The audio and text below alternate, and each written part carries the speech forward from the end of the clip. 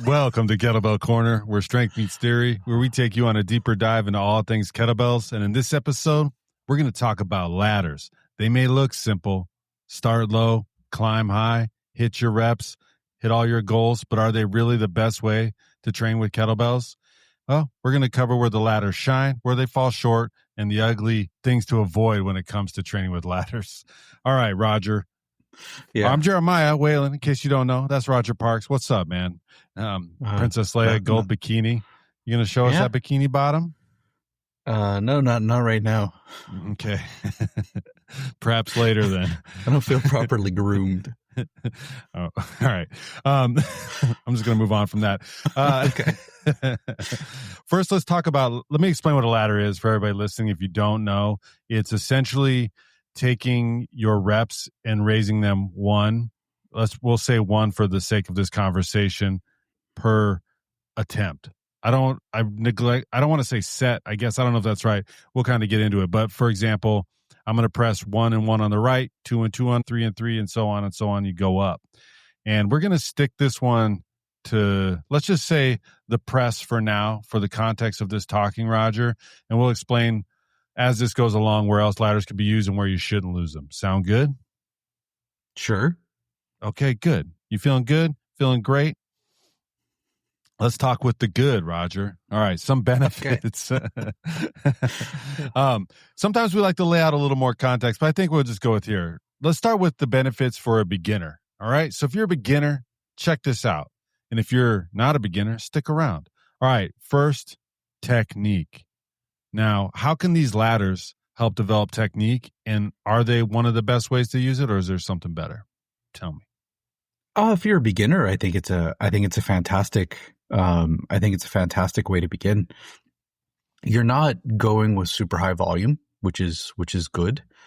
In one way. Now there's another way of thinking about being a beginner and learning is that you want more reps. More reps give you an opportunity to succeed or fail, and that's how learning happens. However, one of the unique characteristics of a ladder is it gives you this ability to reset in between rungs, which is really cool.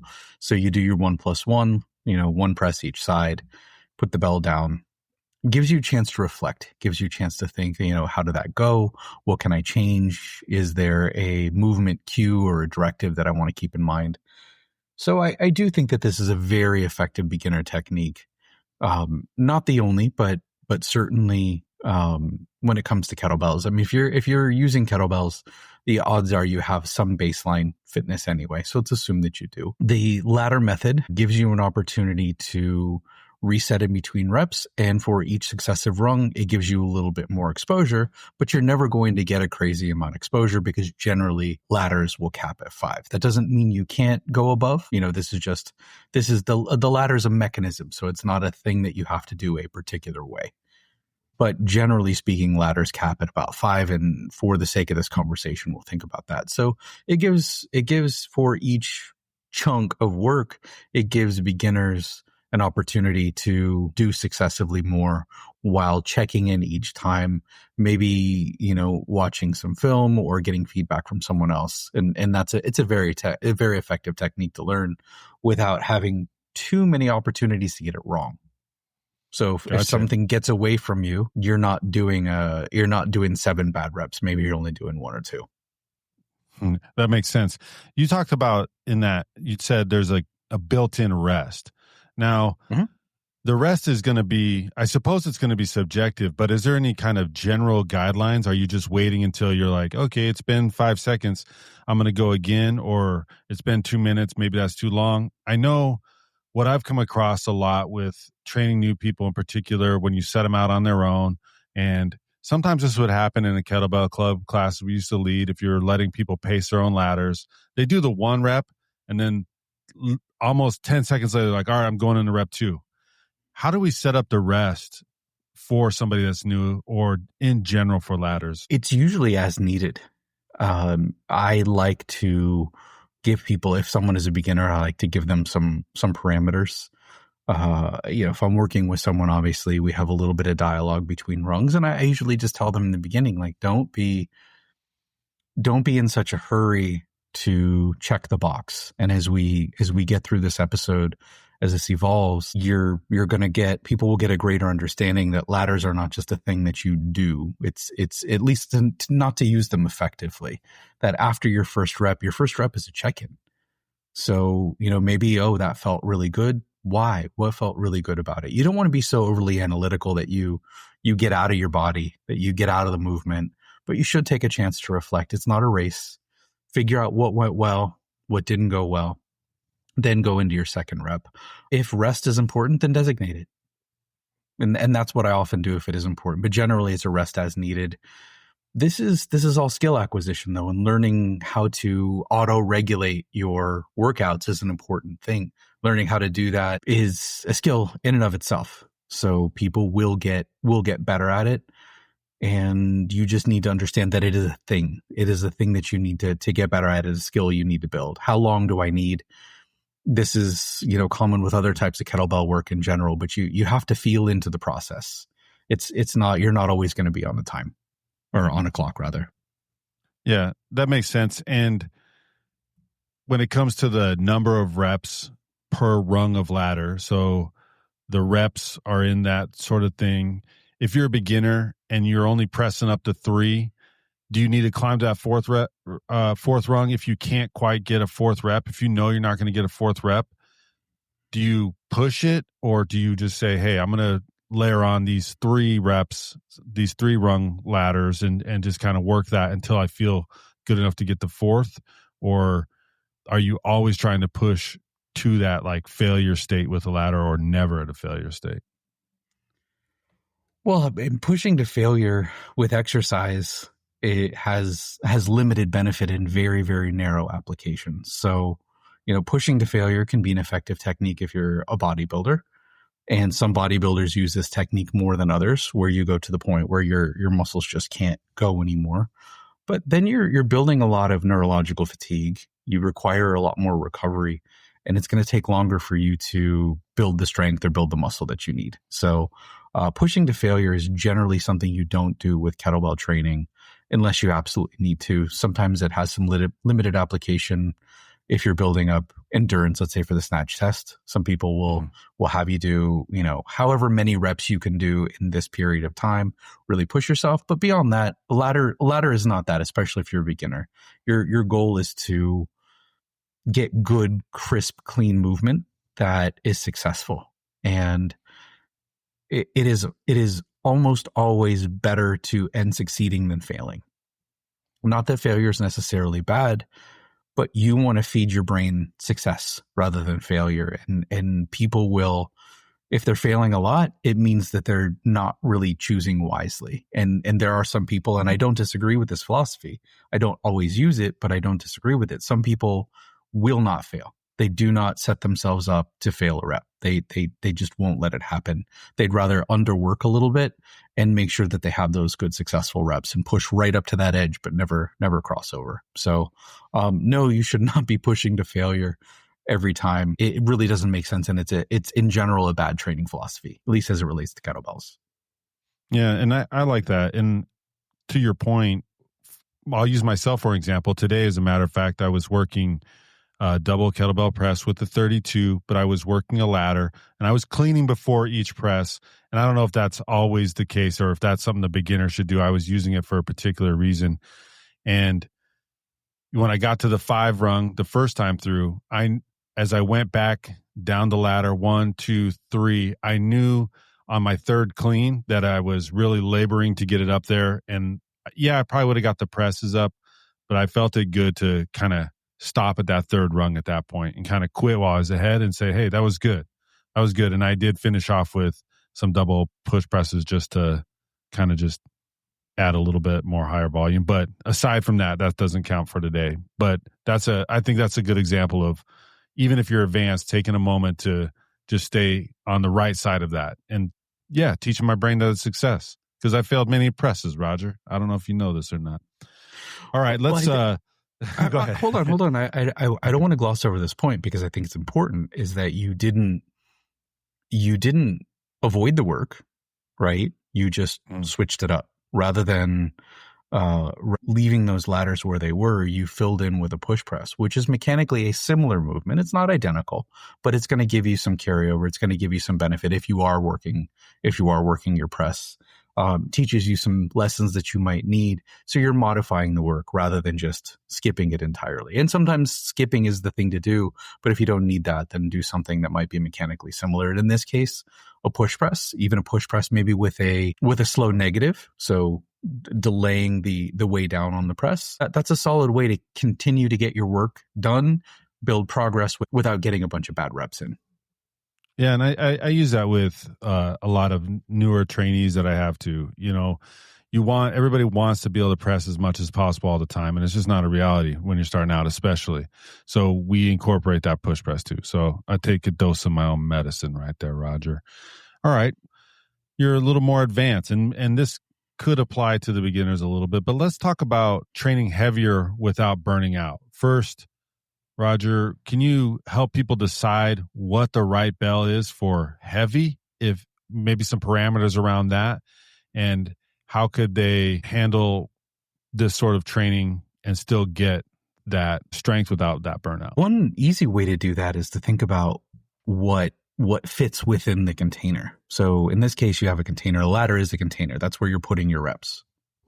Right off the top, you're thinking to yourself, what bell could I move 5 times at my top set? If you are doing ladder training, if you're working your way up to a 5th with the intention of using the same bell, you're going to be making some guesses. Let's use you as the example. Okay. Your max overhead press right now is a 44 kilo, as far as we know. Correct? Mm-hmm. Yeah. Last would test. Would you set up to do a 1 to 5 rep ladder with a 44 kilo bell? No, because I can only press it once, maybe twice if I'm feeling saucy, and only on one arm. So that's obviously a bad call. So okay, so we're going to be getting, you don't want to train. 44 represents your max, your 100%. And when it comes to strength training, different numbers people agree on, but a lot of people will say if you get up in this 70-75% of your max range, you are working strength. So you can do a little bit of math if that's what you want to do and say, let's say, what is 75% of your 44 kilo? And for those who are not watching, he's doing math right now. That's why I'm being quiet. All right, it's 33 kilograms, Roger, which is obviously not a bell that I have. So 32 is probably a good training weight for that. So you can get some work done with a 32, right? You also can go back and forth between the 36. Now, my guess is you're close with a 40, but I don't think you've got 5 reps in you with a 40 after you've done 4 rungs with the ladder. Is that correct? That is correct. Yes. Okay. So we're already setting up our ladder based on possibilities. We're already looking at our top bell. Now, you can make an argument that this is actually a limitation of ladders, and I would listen to that argument. But right now, our focus is to try to cram in some volume while we have a bell that we can actually move. So what I would set up is on certain days, I would do a ladder maybe with a 32, and some days I'm going to do a ladder with a 36. You're still getting within that threshold where you're building strength. Maybe on your 32 days, you'll do an extra ladder. You'll get more volume in. So for what you're sacrificing in mechanical tension, just meaning you're going to be lifting less mass, you're going to increase the volume. Because if you do that same volume with the 36, you may have so much neurological fatigue that it's going to take you longer to recover. And you may even miss a press workout, or your next press workout may have to be subpar. Whereas you do, it may be that 2 B- efforts is going to be better than 1 A+ effort and 1 C- effort, right? So we want to think about that. So we're gonna structure our ladder with what it is that we can do, and you'll learn this pretty quickly based on the top end. But you're not looking to do a ladder with the heaviest bell possible. If you do that, then you're not really training, you're demonstrating. Your max is to demonstrate how strong you are. Training is for working with bells that are less than you can currently do. So if you are Jeremiah, back in this same context, Sure. if you can only do 5 reps with a 36 and you're gritting your teeth and you're sweating and you're really, really having a hard time, then that represents your 100% effort, and you should not be doing that often. You want to have a rep or two in reserve. So theoretically, I'd like to see you be able to do maybe 6 or 7 reps with a 36. That we have a little bit left in the tank. Does that answer that? Yeah, and you could sort of then you could build up. I like that idea of, instead of trying to be heavy and not have that reserve in the tank, using that, let's say 32 in this case, and instead of doing 2 ladders, maybe I'm doing 3 ladders in that workout, or even a 4th or something like that. And we'll talk a bit about volume here in a minute, but or variable weight. Yeah. Okay. So tell me about a variable weight. So when we're saying that, are we talking about just different bells periodically throughout, or how would you structure that? I mean, if I'm coaching you specifically for a press, I would probably, depending upon the difficulty, but I would probably make your rung, definitely your rung 1, maybe your rung 1 and 2. I would give you a 40 for those. And then for your the rest of your rungs, I would see if you could do a 36. Maybe you could do a 40 for rungs 1 and 2. You do a 36 for rungs 3 and 4. And for rung 5, you do a 32. So that would be one way you do it. You mix the weight. Now your overall volume would be the same, but the intensity at each volume would accumulate and be a little bit higher. So, there one thing that I think everyone should come away from this with is that a ladder is a container you put your reps in. It is a way to apply volume, but really what we're after is stimulus. So is the stimulus sufficient to generate strength? Is it sufficient to trigger hypertrophy? And that's going to depend on the intensity. So how heavy a bell is and how many reps you're doing. Yeah, and it adds up. So if you did 2 ladders, you've essentially done 30 reps per arm.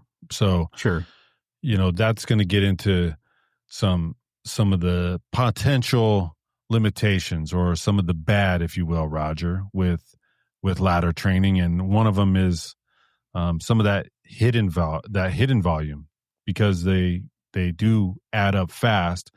And what could happen is you might be caught off guard with some fatigue or something like that, and then you're breaking down. So we kind of talked a little bit about why you wouldn't want to get in those grit your teeth 100% max effort, but some of the pitfalls that come from that higher hidden volume could include, aside from that breaking down form, what are some other things that could come from that, Roger?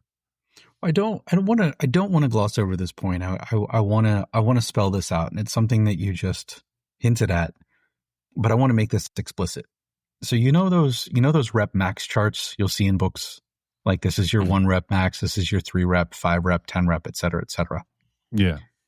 Even if you're doing a 10 rep max, it's still a max. If you were taking the maximum amount of weight that you can lift 10 times, I mean, a true max lift, it is very effortful and it is very hard. You should not be doing that every workout. Now, that's different than going to failure, because when people go to failure, mechanical failure, their bodies can't move. They're not usually doing it with a very heavy weight. They're letting time and they're letting all the fatigue accumulate. But what we're talking about specifically, neurological fatigue, and secondary to that is physiological fatigue. But neurological fatigue, if you haven't experienced it, it's a very specific, like, you just feel fried. So if every effort, if, let's say you're doing a mixed weight bell, and for every rung you were doing, let's say you were to start with your 44 for rung 1, and then go to a 40, right, for rung 2, and then it's so on, and every rung is a 100% of whatever that rep is. You're still maxing out on every rep, and that will accumulate, that will add up. So it's an important thing that you need to understand. A lot of people just look at this idea of maxing out as what is the most weight you can lift, but what is the most weight you can lift for a particular amount of reps? that can add up and that can make you really, really tired. So you don't always hit that. And a lot of people, kettlebells will talk about, leave a couple in the tank. Sometimes you hear people talk about reps in reserve, right? You should feel like you're stopping every set with maybe another 1 to 3 reps that you could possibly do. The reps in reserve is going to vary. Again, sometimes you want to go to failure. Sometimes you want to push. I'm not saying never do that, but that should not be all of your training. You're going to get too much fatigue.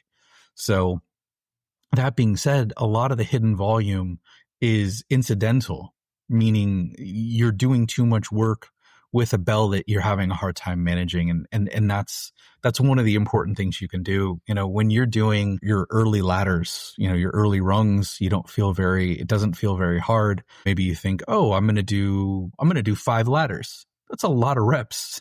That's a lot of reps. It is. What is that? So 120. How many said 180 reps? So each ladder, 1 to 5 ladder is going to have 15 reps per side. If you're doing 1+1, so with a press, right? So you're doing 2, you've got 30. 30 reps is 3 times 10, and that's a full working set for a lot of people. So when you're doing 3 reps or 3 ladders and more, that volume can get really, really high, and it's easy to look over because you're only doing 5 reps. You're not doing your 8s, 10s, 12s. So it's really easy to just do a bunch of these things and forget that this all adds up. Would you, with that as a factor, with the ladders, are you pairing these press ladders with additional things in the rest, or maybe not necessarily the rest, but in the session? Or is it feasible to say my press ladder workout is going to be a solid enough workout for what I'm going for? Or is it strictly case by case on how you feel sort of thing? How would you set somebody up if they're working out at home and they're like, okay, Coach Rogers said do some ladders because I want to look cool like him. And what else am I going to do? Again, it is going to be case by case. If you are working a higher intensity, higher effort press workout, you're going to want to rest in between. You need to recover. If you're let's say you're in the early stages of a press workout, you want to start building things like some muscle mass. You want to build a little muscular endurance. You want to build yourself up. And these lifts are not going to be at the upper percentages. So I have no problem with you throwing in some squats. Another pattern that can get you another pattern that can contribute to your press, because the ability to create mechanical tension, the ability to stay tight is going to be something you're going to have with a rack squat in particular. So a bell on one side, you're going to have to learn to fight that lateral flexion, that rotation, all of those things. So I think that would be a good complement. Low rep ballistics, 1-arm swings can be really effective. Especially because you need to learn how to control that one side. And something interesting happens when you do a ballistic, especially on the slightly heavier side, right? You are asking your brain to fire really, really hard and fast. You're really asking your muscles to go hard, and that will often have a carryover effect.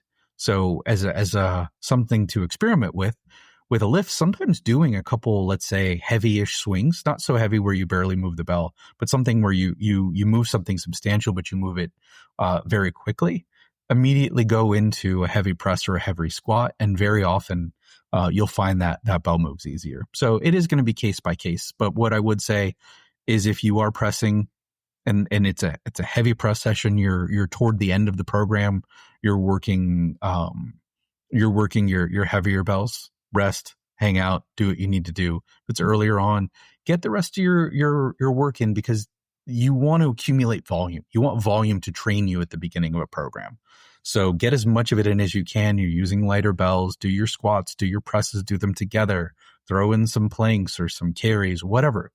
As long as the work doesn't directly compete with your ability to press too often. Maybe you want that, but generally you don't. Yeah, and that might be something. If it's too heavy for you to press, hold caution on those rack squats, because you are your shoulders helping out in that too. So something to think about.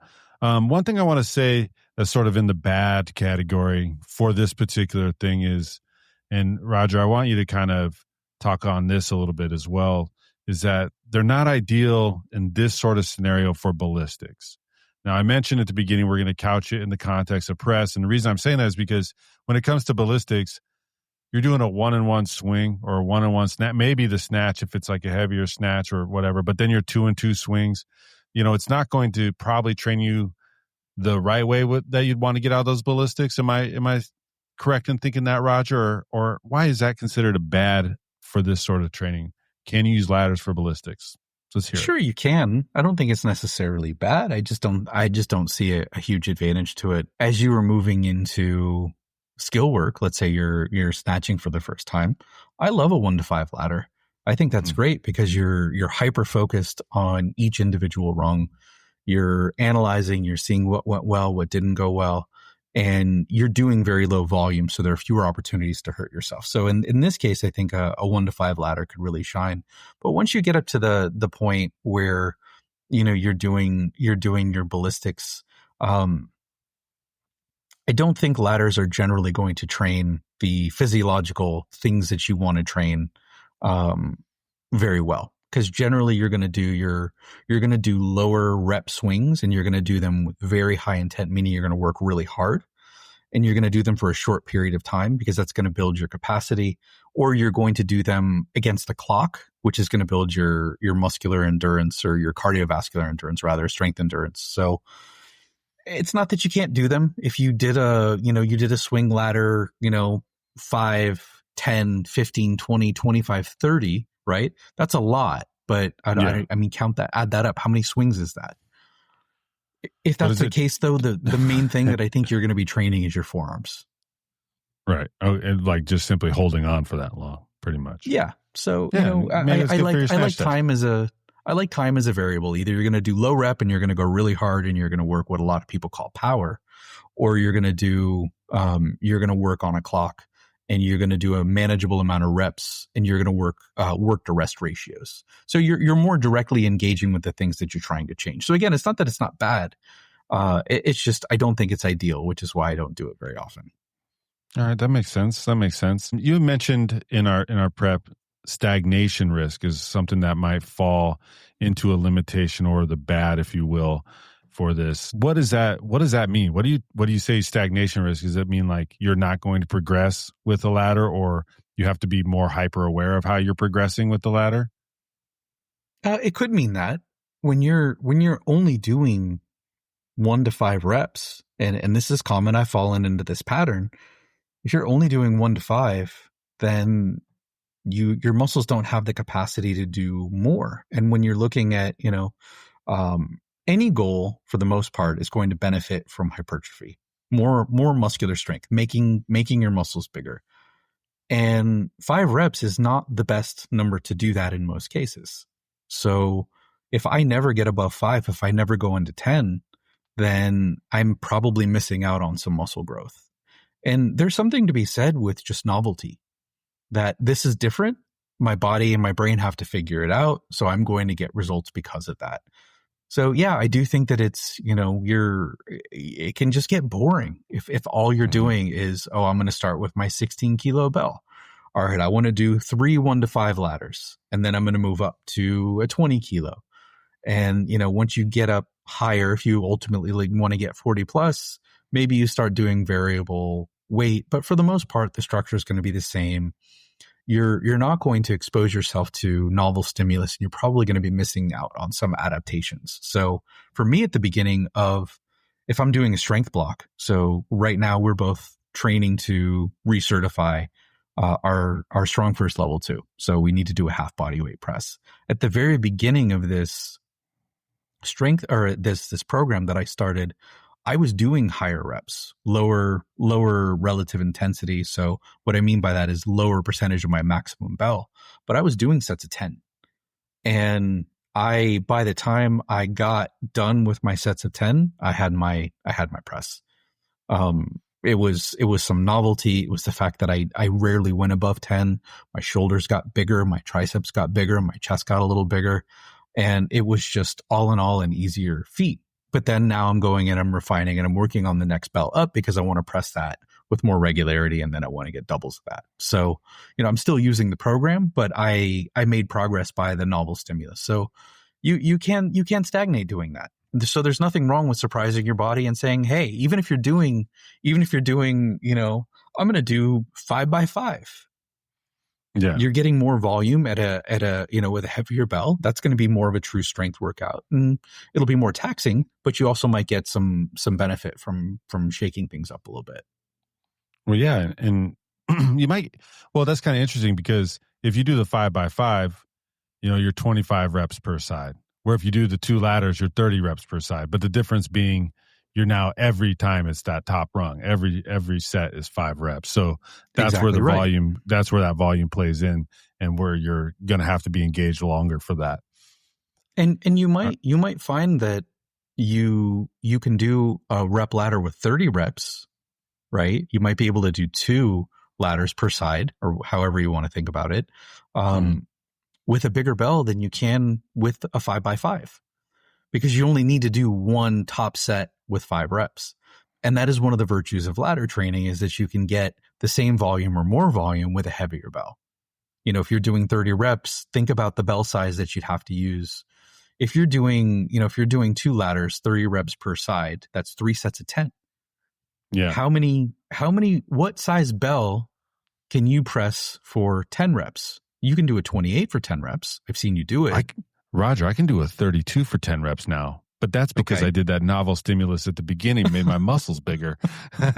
So you can do that now. And my guess is that's going to be a lot more taxing for you, though, than doing the, that's going to be closer to a max than doing an equivalent amount of reps with the same bell. So, yeah, you can kind of pick it, but that also probably got you closer to doing your ladders with the 36 and the 40. So right. for most people, they're going to find that what they can do 10 reps with is, I mean, it stands to reason, right? Yeah. It's going to be a lighter bell than what you can do 5 reps with. It's half the reps. So your top set's only 5. So this is one of the virtues here. Yeah, that's a good virtue. I think that's one of the better things about it that really resonated with me early on, for sure. Let's talk about some of the ugly, Roger, and the pitfalls and misuses. And you kind of alluded to this earlier, and I wanted to comment then, but I said I'll stay on plan here. And you said the ego climbing, like chasing bigger ladders and not focusing on the form, that can be sort of something you get caught up in, particularly if you're at the beginning thinking like, oh, I can get, I'm going to be better off if I do 6 ladders today instead of something else or whatever. Am I getting that right when you say that? Partially, but I think what I have more in mind is actually going up to the next bell immediately. Okay, tell me about that. So I finished 3 ladders. I'm ready for my next bell. Well, if you can do 3 ladders with a bell, you're probably fine. The idea of a ladder, the way it works in your brain, if you let it, is it's a binary thing. It's a box you check. Did you do 1? Yes. Did you do 2? Yes. Did you 3? Whatever. This is important. However, when you get into more advanced lifting, more advanced strength training, when you really listen to serious strength athletes, almost all of them, if not all of them, are going to have some reflection on how hard that was. Because they've learned a long time ago, if every workout is a hard workout, they stagnate. They start to lose ground, not gain ground. They realize that you can't grind hard every session. And I'm talking about the absolute best of the best of the best. I'm talking about the strongest people in the world who do world records. They will tell you this stuff. You cannot have every workout be a killer. So if all you're thinking when you're doing your ladders is, did I check this box? Did I do 5 reps? And you're not thinking about a rate of perceived exertion. You're not thinking about what percent of my max was that? How hard was it? How did it take me 15 minutes in between rungs 4 and 5? If it took you that long between those rungs, you are not ready to go to the next bell. But sometimes people will just focus on the ladder. It's a binary thing. I did it or I didn't. Oh, I did the top set. Time to move on to the next bell. And that is not the case. You should, when you get to the top of the mountain, right, give yourself some time there and train, because it's still, you've only done it one time. hang out there, let the stimulus train you. Don't just jump right to the next, I did my 28, it's time for the 32. No.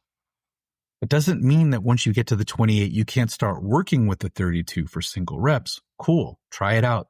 See how it is. Is it your max? Cool. If it is, do it once and then leave it alone for a week or two, right?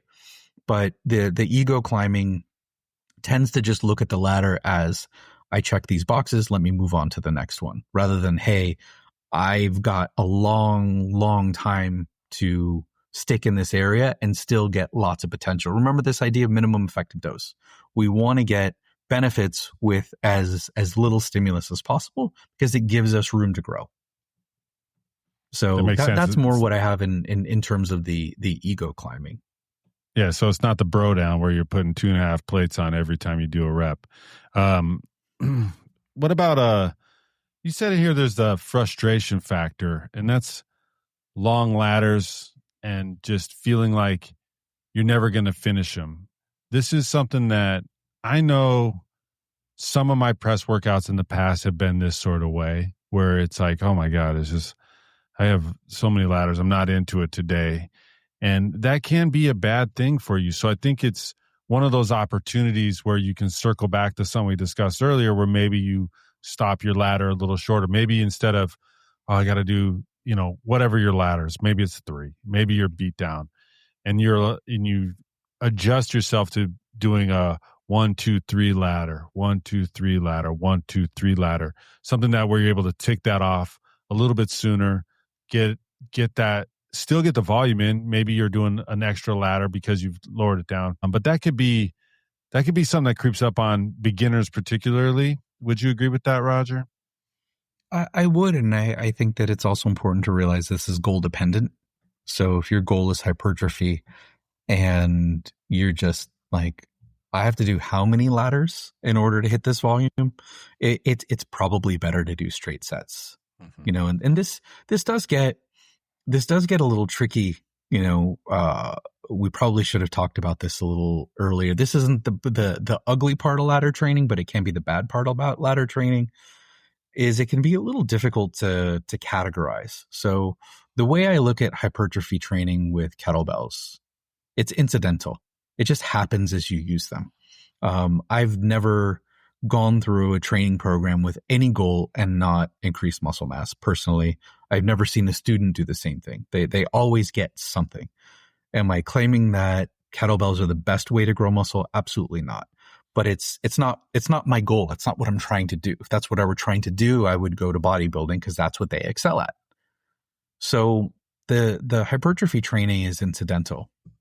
But sometimes I'm looking to create a certain stimulus. That's what I did in the beginning part of my press program, is I wanted to have a certain amount of sets per muscle per week. So let's say my goal is 15 sets, right? Mm-hmm. And I'm looking at literature that tells me an effective rep range for hypertrophy can be anywhere between 5 and 30 reps. Let's use that range. The range is variable. Let's say that's the one I'm working with. Well, I have a rung 1, rung 2, rung 3, rung 4. It would be illogical to say those reps aren't doing anything for me, because they have to be. The 5 to 30, those are obviously just going to be averages, and 5 is probably going to do more than 1, but those other reps add up. But how do I account for that volume? Right? Do I say each rung is going to be a full set? Now, if I were doing traditional strength training, if I were doing a single, that would count as a set. Mm-hmm. But we start to get in this kind of weird territory where it's like, okay, how do I count this as far as stimulus goes? And this can also be kind of a weird thing when it comes to, the point you brought up about these really, really long workouts. How much volume do I need to do in order to get this? Let's say I want 15 working sets per muscle, and I'm looking on my presses and I'm only counting, right? I'm only counting the 5, the top. Yeah. Or maybe I count, reps, rungs 1 through 4 is one set and 5 is another, right? Yeah. Maybe I'm saying, well, total they're 15, so I'm going to count each ladder as 5 sets. Maybe, but there's a lot of time in between. So is there enough mechanical tension on those muscles for long enough. Time under tension is going to be an important factor with growing. So, maybe I'm going to count each ladder as 2 working sets, which means that, I need 15 per week. How am I going to, it gets to be a little tricky. So a little bit of a gray area. It is. And that's why I don't think ladder training is going to be great for this particular phase. So, for me, I'm going to do, in that case, if I'm looking to build, I'm going to do straight sets. And then for my technique work, I'm going to do some ladder training. So what I might do is, I will account for the overall volume. I might do some ladder work if I'm working, let's say, to press a 48. I might do some ladder work in the beginning of the program with the 32, which is not light for me, but it's not heavy either. And then I'll do some straight sets, and I'll decide what this is going to count as this many sets, and the rest I'm going to do straight sets with, maybe 6 to 10, 6 to 12, and I'll do it that way. But it can be a little tricky, and that's the point I'm trying to make. Yeah, and you can even do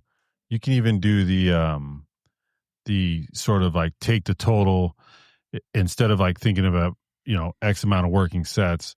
All right, well, if X amount of working sets equals 100 reps, let's just say, you can say, oh, well, I got 30 from my ladders, and I'll get 20 more reps from my 2 sets of 10 with just a different weight maybe, and then that counts for 50. So when I come back to my second workout, I can replicate it and get my 100 in for the hypertrophy. But to your point, yeah, if you want that hypertrophy, it may be better to go with that longer set, the traditional 3x10 sort of thing. Sure. But then again, not to be a pain, we have to go back to this original idea. Yes, I'm getting all those reps, but am I really focusing on my rung 1 and 2? Do those count as hypertrophy sets? Because I'm not working with a really heavy bell, right? I'm not up at like a really heavy single that I might be with, like, let's say a deadlift or something. And I'm not under tension long enough. So again, this gets to be really tricky. So you could do that. And what I would recommend is do that and then see what's happening, right? Are you getting the changes you want? And this is why it's important to measure your work. Have some, key performance indicator, something that says, hey, this is working or this is not. The unfortunate part is it can take a while to build muscle.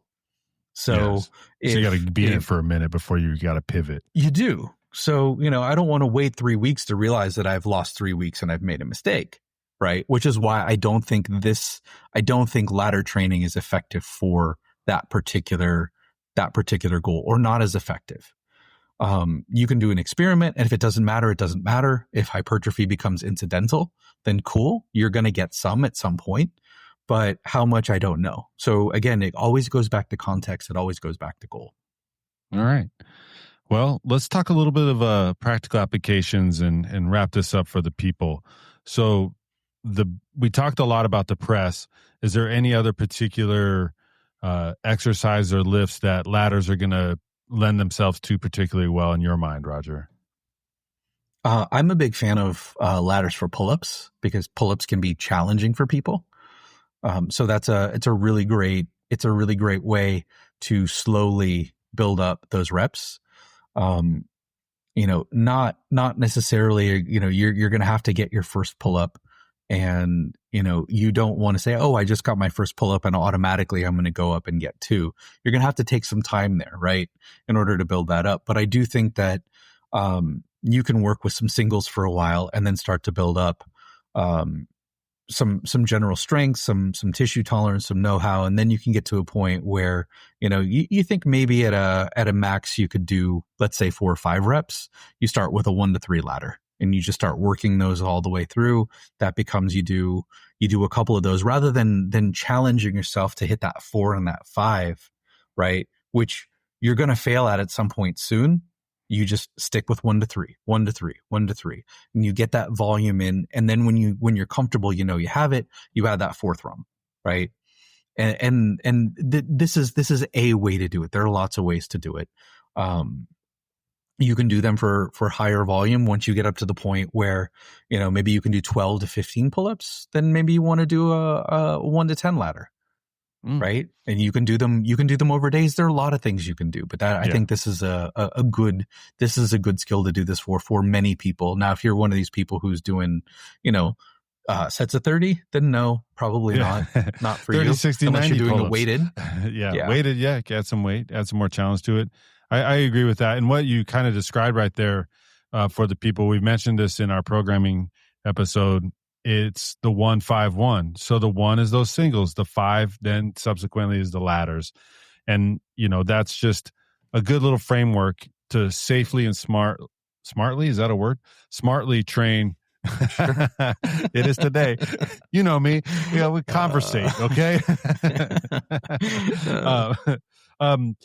So that'll get you there. The ladders, we've talked about mixing in different weights and stuff like that. You can do that. The ladder is going to differ from a pyramid, right, Roger? Or is it just simply one ladder up and then starting at 5 and working one ladder down? Are they similar in that regard, or is that even a factor, or don't even worry about it? We don't, pyramiding weight, there are a few different ways to do it. You can do it with sets, or you can do it with weight, you can do it with reps. But yeah, I'm not really, it's just another way to play with weights. And honestly, I'm not even really interested in working with all these different modalities. They can be effective for barbell training quite a bit. Mm-hmm. I'm less interested in the modalities and the schemes, and really focusing on the stimulus, right? What are we getting? So if we're pyramiding, if we're playing with going up in weight or down in weight, I've seen different pyramids work different ways. I'm less interested in doing a pyramid and more interested in what are the volumes at each relative percentage that I'm going to accumulate, because I want to focus on the stimulus. What am I asking my body to do? Right? Each stimulus is going to be good at asking your body to change in a particular way. If it's really heavy, okay, it's likely going to suggest to your body that it should get stronger. If it lasts for a long time, it's probably going to suggest to your body to grow muscle. Like these are the things that I want to focus on, rather than the individual, types of ways that you can do that. These are usually advanced methods that are designed to push you past a plateau and really expose you to novel stimulus. So, I'm more interested in what is the stimulus that my body needs right now, and do I need something novel? Do I need something different? Supersets, all of these different things can be effective ways to push you past that, but you have to keep in mind the original. What is the goal? How do I stimulate that to happen? Does my nutrition support it? And do I have enough recovery to actually get stronger? Yeah, and that's one of the cool things with the ladders is, one, it's got the built-in recovery, and you're not so taxed at the end of it that you can't come back and do it again. Like if I needed to do press ladders tomorrow, I could do press ladders. Maybe it's a different weight to adjust the intensity, but it's not left me sore, as you know, with most kettlebells. So let's sum it up here. Go ahead. Well, hold on. That's a really solid point that people need to understand. So don't gloss over that one either. So let's say you're doing your 30 reps, right? And you're doing straight sets of 10. That might make you sore. That might create a metabolic response where your body feels soreness and you're creating more damage to the muscle. Okay. Now you're not going to create as much damage to the muscle if you're doing the ladder, because there's some built-in rest and there's some lower rungs. You're never really going that high. So you very well may, in many cases, maybe you can do one pressing session a week. Well, when you do ladders, you can easily do 3. I've done it lots of times. Mm-hmm. You can do a little bit of pressing every day, because you never get that same fatigue. You never get that same beat up feeling. So now you can't do that a lot with heavy pressing, but in the beginning of a program, you can absolutely do that. So that's a really solid point for ladder training, is you can do a lot of work. You can do more volume over the week. You can do more total reps, get more total touches without the same fatigue.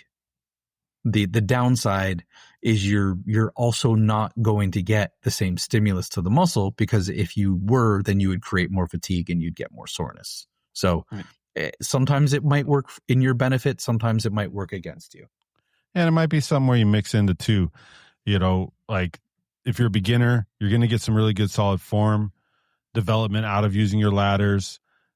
Be cautious about that ego chasing that we talked about, where you do a ladder and you think, oh, I've got to jump the next bell. Let the time and the volume train you. Let those things happen, because it's going to get you to where you want to be in the long run and be better off for it. If you're more advanced, you can use these ladders for the strength density. And just like we've kind of peppered in throughout this whole conversation, that higher rep work is going to prove to be beneficial at times, especially if you need it. And it may be the answer if you're looking for hypertrophy. So think about that. And I just think ladders are really solid to have in your back pocket. Once you understand them, once you start to use them, you can pull them out whenever you need to, and you're good to go with it. All right. So that was the case for ladders. Anything else?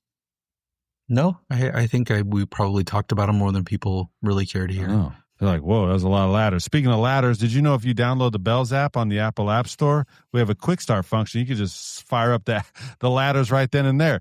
You know what I mean? You just say quick start, ladder, 5 rungs, let's go. It's that easy. All right. I think that's it. That's a lot of ladder talk, and we're not even firemen. Okay, one dad joke done. Perfect. All right, on behalf of us all, stay strong. Roger. Bye, everybody. Was that also all the voices in your head? Yeah, I just narrated them all to everybody. I don't care. All right, thanks for listening, y'all. Subscribe, like, all that crap. Bye.